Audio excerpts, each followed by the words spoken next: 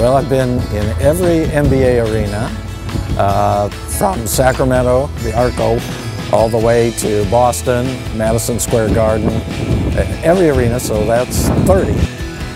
Well, a home court advantage is big in the NBA. You have to win your home games to be any kind of a successful team. And to be honest, I think the Bucks have struggled with this for a long time. The excitement, that's been lost, I think, in the Bradley Center quite a bit. I think one of the nice, beautiful arenas, and cozy you might say, is Bankers Life Fieldhouse in Indianapolis. It's a beautiful arena, and the concourses are friendly. There are places to get concessions, there are places you can stop and watch the game. To me, the thing that you have to do, that's kind of what I mentioned earlier about the Pacers.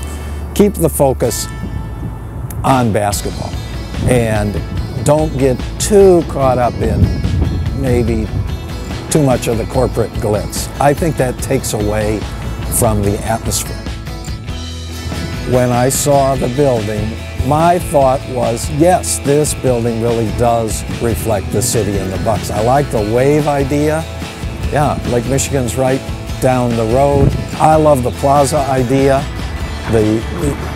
This has worked in a lot of cities where you see, I saw Cleveland's downtown come back to life with the baseball stadium and the Quicken Loans right next to each other, and kind of a plaza. I think closing the street is genius. That's where you build this family atmosphere. Well, I hope they build a nice press room. They could always talk to me about that. You know, when you think about the difference between what arenas were in 1988 when the current arena was built and now, there's a huge difference. I mean, it's almost like a philosophical shift. You know, when you used to go to an arena, you'd sit in your chair, you might run up the stairs and go grab a hot dog and come back to your seat. And I was really amazed in talking with you about how many different kinds of social spaces you're creating in this new arena. And you've been gracious enough to share some brand new renderings with us tonight that have not been seen before of interior views. Can you just start by telling us, you know, what are the primary differences that people who go to see basketball games and concerts are going to experience inside the arena when they go to events? I think there are a couple of fundamental differences about this new arena as compared to Bradley Center. One thing that will be very similar is you'll walk into the building and you will go up to the public concourse. That won't be any different. The experience is going to be progressive and fantastic. We'll have a much deeper and more gracious lobby for gathering and for all the ticket taking and those sorts of events. But I think, as Mary Louise said, the biggest difference is that the fundamental shift that we've seen in this venue type is that people are looking to be more social. It is the old paradigm of going and just being a spectator and watching an event. The expectation is to have places to gather with your friends, especially in the younger demographics, millennials and younger fans.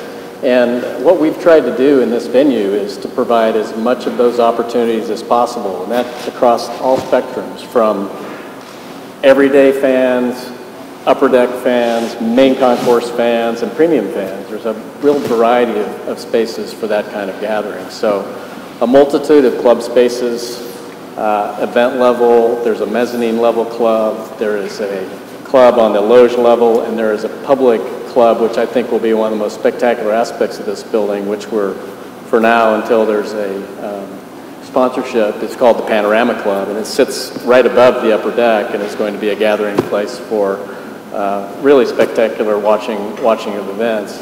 So we've got all of that, and then we're fundamentally changing the experience of the seating bowl. So where today at Bradley Center you walk through a portal or what we call a vomitory opening to get from the concourse to your seat, in this venue we are going to be opening those concourses up so that the concourses themselves have significant exposure to the actual event on the floor.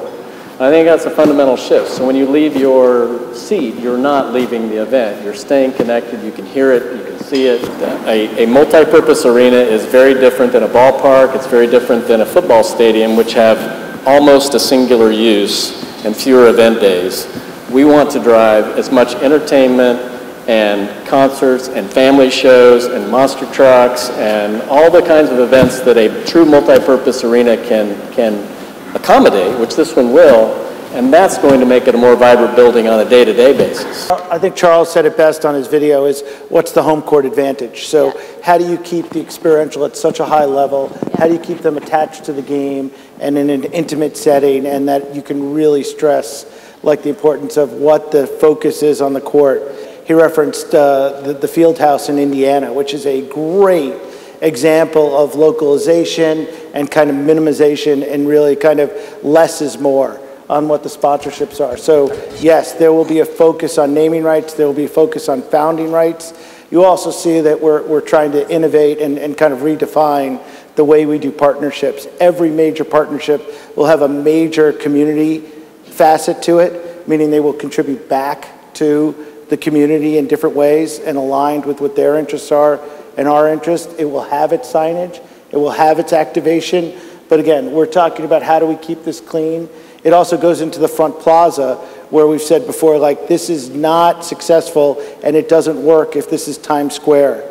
You know, this doesn't work. A lot of LED and a lot of neon is not what this needs to be about.